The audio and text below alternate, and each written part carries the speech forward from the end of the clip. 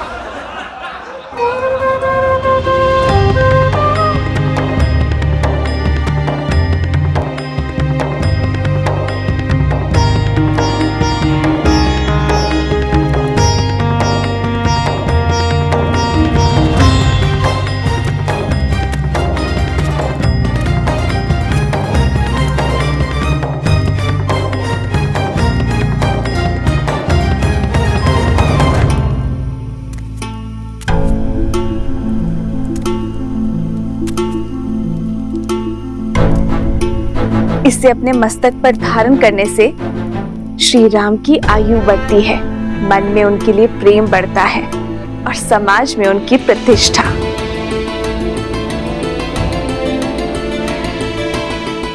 माता, आप चिंता ना कीजिए। ना मुझे किसी के ठाठ से अंतर पड़ता है और ना ही उपहास से। मेरे लिए मेरे प्रभु का जीवन, उनका सम्मान, उनका मुझसे प्रेम महत्व रखता है। माता, आपने तो मुझे अनोखा मार्ग दिखा दिया। आपके मस्तक पे एक चुटकी सिंदूर लगाने से मेरे प्रभु का सम्मान इतना बढ़ गया। तो माता, आप सोचिए, मेरे प्रभु का सम्मान और प्रभु का मुझसे प्रेम अब कितना बढ़ेगा। क्योंकि माता, मैंने तो अपने रोम रोम को सिंदूर के रंग से रंग लिया है। मैंने तो अपनी पूंछ का भी एक छोटा सा भाग भी नहीं छोड़ा। तो माता, आप बताइए ना, इस लाल देह से मेरे प्रभु का जीवन और कितना बढ़ेगा।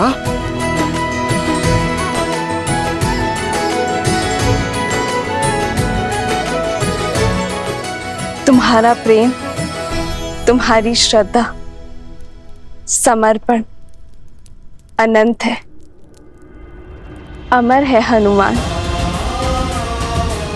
तुम चिरंजीवी रहोगे और जब तक तुम रहोगे, तुम्हारे हृदय में श्री राम का प्रेम सदा के लिए धड़कता रहेगा।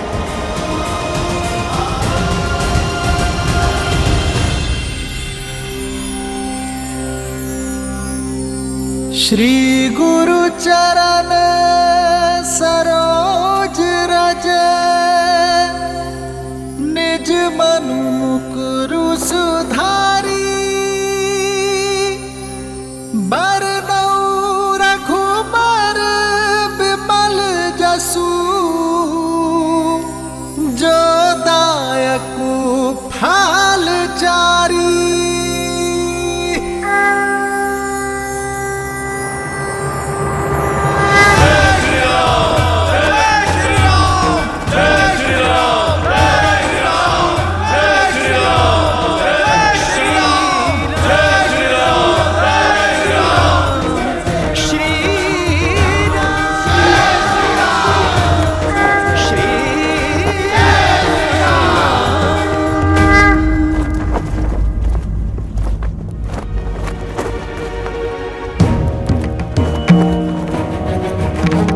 इस राज्य अभिषेक के समय की कुंडली में यह स्पष्ट है कि एक महाआसुरी शक्ति अयोध्या में प्रवेश करने वाली है।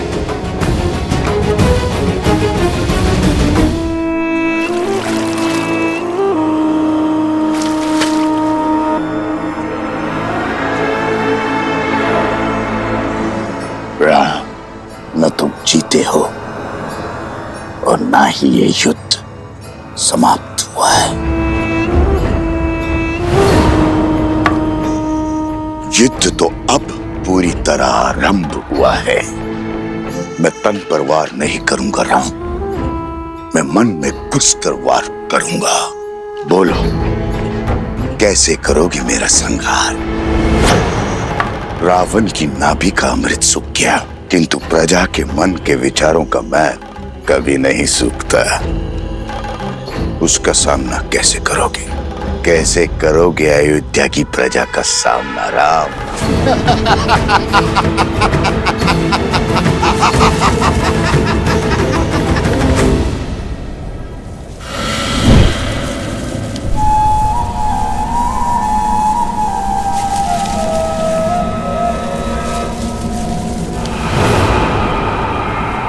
भूल हो गई मुझसे, जो आपसे सहायता की आस कर बैठी मैं, आपके द्वार पर प्रतिशोध की भिक्षा मांग बैठी मैं। अपने हाथ पे हाथ धरे देखते रहे और वहां राक्षस राज्य का अंत करने वाला वो राम, उसका राज्य अभिषेक हो गया। पराजय है ये आपकी।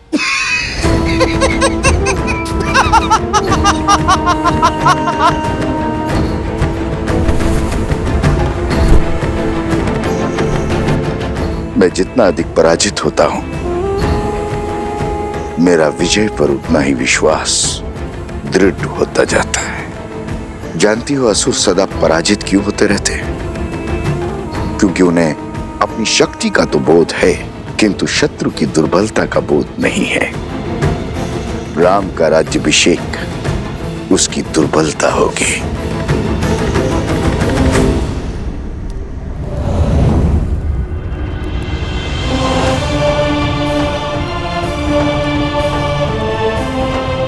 प्रणाम आचार्य। प्रणाम महर्षि।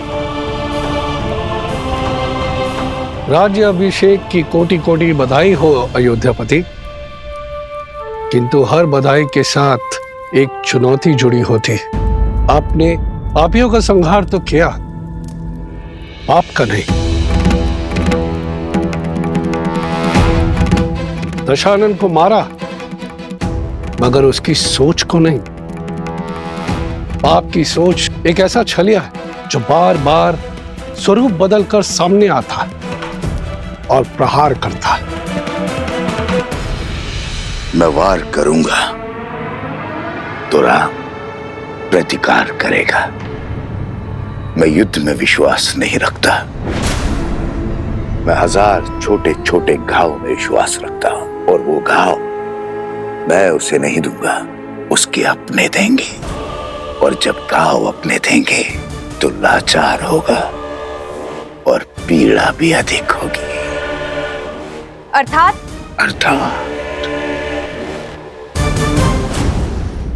जब शत्रु वार करता है तो व्यक्ति दिल मिलाकर उसका प्रतिकार करता है, किंतु जब संतान वार करती है तो व्यक्ति घुट-घुट कर मरता है। अयोध्या की प्रजा को संतान मानता है ना राम? अब यही प्रजा उस पर वार करेगी। जिसने रावण से लंका का युद्ध जीत लिया, वो अयोध्या की प्रजा से युद्ध नहीं कर पाएगा। अब उस पर उसकी प्रजा से प्रहार करवाऊंगा। अयोध्या के भीतर एक युद्ध होगा जिसे अयोध्या हार जाएगी। अयोध्या की प्रजा के मन में इतना विष घोल दूंगा जिसे राम तो क्या, महादेव भी नहीं काट पाएंगे। रावण महान शिव भक्त था, ज्ञान का सागर था, किंतु वो राक्षस सुमाली की राक्षसी वृत्तियों से जन्मा था। राक्षस सुमाली के अन्य पुत्र भी हैं श्री राम, जिनमें न रावण सा तप है और ना ही ज्ञान है, तो केवल कुटिलता। क्षमा करें महर्षि, अयोध्या के उत्तर की ओर भरत भैया है, पूर्व की ओर लक्ष्मण भैया और पश्चिम की ओर मैं, और दक्षिण की ओर हनुमान जी हैं। हम 4 बलशाली अयोध्या के द्वारपाल हैं। हमारे होते अयोध्या को किसका भय? पांव पर पादुका पहनने से बाहर के कष्ट से बचा तो जा सकता है कुमार शत्रुघ्न, किंतु फोड़ा यदि देह के भीतर से निकले तो क्या करोगे? जब अग्नि घर के भीतर ही लगी हो तो द्वार बंद करने से कोई लाभ नहीं होगा।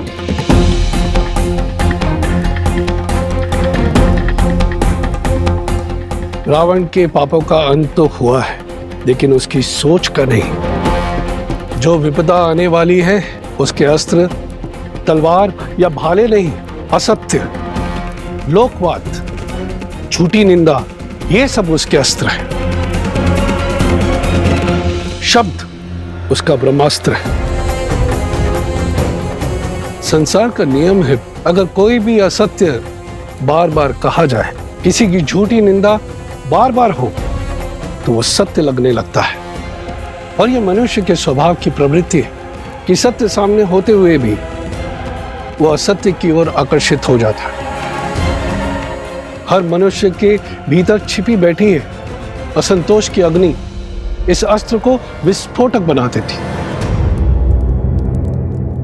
जब तक उन्हें मेरी योजना का आभास होगा, तब तक मैं उनका स्वर्ग रूपी संसार भस्म कर चुका हूंगा। मुझे आपकी रणनीति पर बिल्कुल भी विश्वास नहीं है। रावण भैया की शक्ति और साहस का 100वां अंश भी नहीं। अपने शत्रु से 2-2 हाथ करने की स्थान पर जुआरियों की भांति कूचक्र रचना से अंत नहीं होगा उस राम का। शांत प्रिय बहन, शांत। मैं जानता हूं कि तुम्हें मेरी शक्तियों पर संदेह है, इसलिए तुमने अपनी सहायता के लिए किसी और को भी बुलवाया। कौन है वो? हाँ, मैंने सहायता के लिए निस्थल के राजा भस्कर्ण और उनके पुत्र संहादमन को बुलाया है।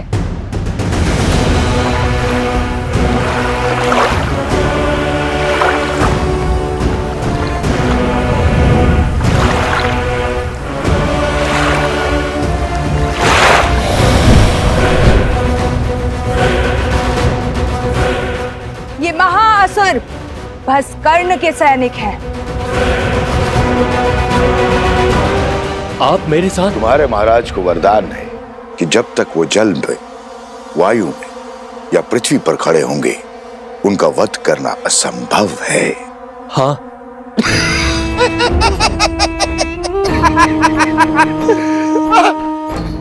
जाओ, करो युद्ध, किंतु एक बात स्मरण रहे, राम पर विजय केवल सहस्त्र रावण पा सकता है।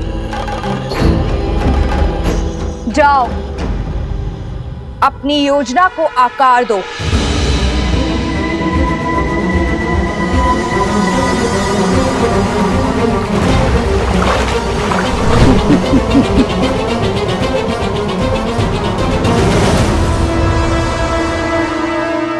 शूर्पणखा, सच है क्या और भ्रम क्या है, यह प्रश्न सदा से अमर खड़ा है। सहस्त्र मुखों की सहस्त्र बातें, इनसे भला कौन लड़ा है? आप यही गाते रहो और मैं अपना कर्तव्य निभाती हूं।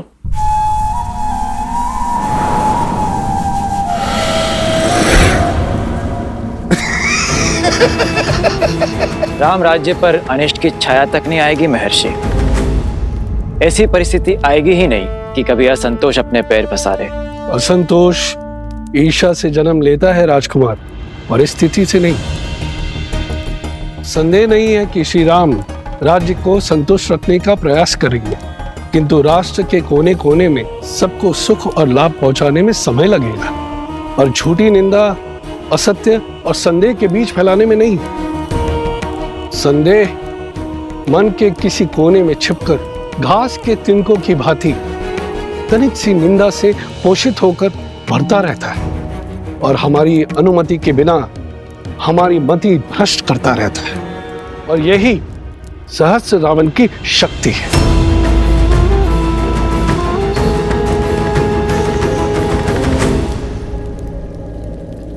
मैं राजनीति नहीं, भविष्य जानना चाहता हूं महर्षि। क्या छुपा है भविष्य के गर्भ में? अव्यवस्था, अराजकता, विजय भी होगी, किंतु भयंकर पीड़ा और संघर्ष के बाद। मानव जीवन तो है ही दुखों और संघर्षों का सागर। इससे भय क्या? मैं तो अयोध्या के विषय में पूछ रहा हूं महर्षि। मैं भी अयोध्या के विषय में ही बता रहा हूं राजन।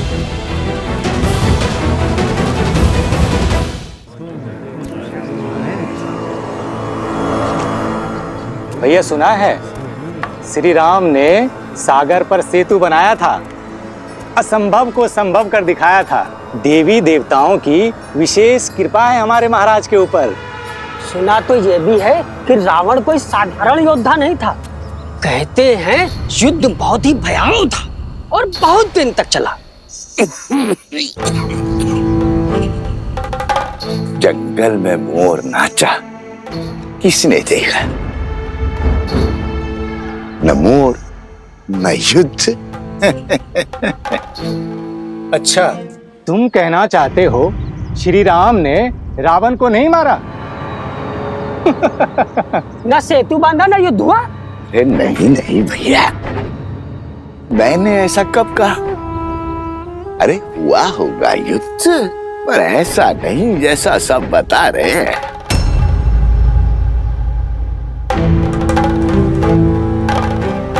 सागर तो पर्वत निगल लेते हैं, और उस पर यदि रावण इतना बलशाली था, 10 लोगों का स्वामी था, तो क्या वो सागर पर पुल बांधने देता?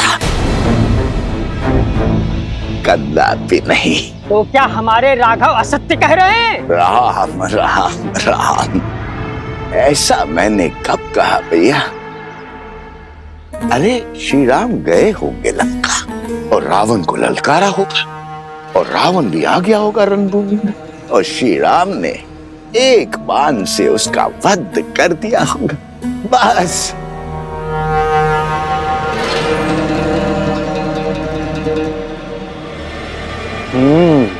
हो सकता है ये सब कथा वानरों ने बनाई हो। ऐसे ही बात का पतंगड़ बना दिया होगा। सत्य वचन भैया, सत्य वचन।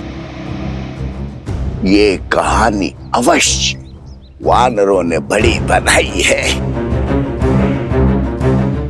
श्री राम तो रघुकुल वंशज है, सोचा होगा श्री राम की यश की गंगा में हाथ धो लेते हैं।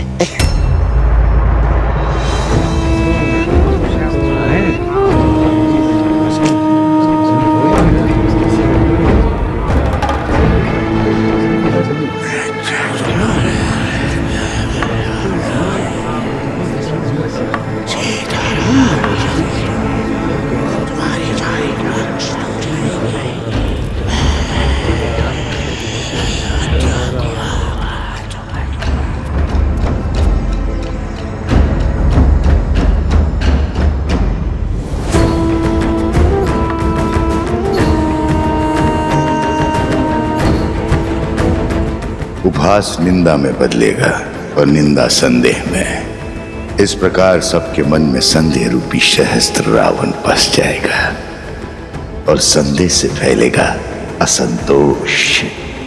अब राम को मारने के लिए किसी शस्त्र की आवश्यकता नहीं।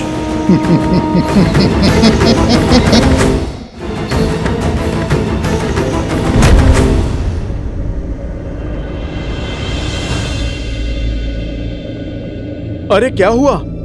तुम सब इतने विचलित क्यों हो? राज्य में विचित्र सी बातें फैल रही हैं कि हम युद्ध की अनुचित कथाएं बता रहे हैं, असत्य कह रहे हैं। आप ही बताइए, हम प्रभु श्री राम के शौर्य का झूठा वृत्तांत क्यों सुनाएंगे? क्या आपकी वीरता कोई गाथा है? अर्थात पाप ने अपने पग पसारना आरंभ कर दिया है। कौन है जो इस असत्य का डंका बजा रहा है? मुझे उसे खोजना ही होगा।